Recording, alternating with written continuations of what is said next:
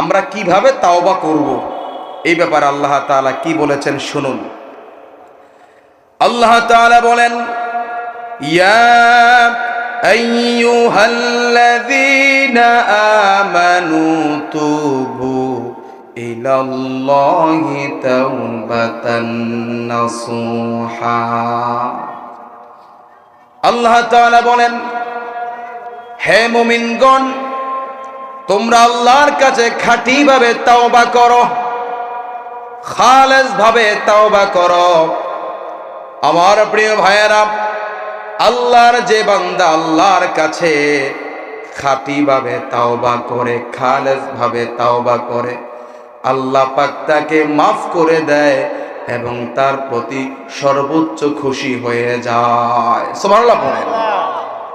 যে তাওবা করে আল্লাহ পাক তার প্রতি কেমন খুশি হয় শুনেন হাদিসের কথা। কোন মা যখন কোন সন্তানকে হারিয়ে ফেলে, হারানো সন্তানকে বহু বছর পরে খুঁজে পাওয়ার পরে মা কেমন খুশি হয়? চমৎকার খুশি হয়, ঠিক কিনা?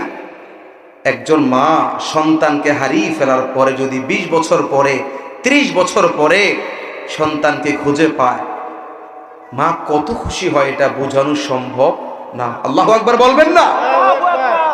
আমার প্রিয় ভাইয়েরা, নবী আমার বলছেন, কোন মা যদি কোনো সন্তানকে হারিয়ে ফেলে, সন্তানকে হারানোর পরে বহু বছর পরে যখন সন্তানকে পায়, তখন মা জননী যে পরিমাণ খুশি হয় তার চেয়ে আরো বেশি খুশি আমার আল্লাহ তখন হয় যখন কোন গুনাহগার ব্যক্তি আল্লাহর কাছে তাওবা করে।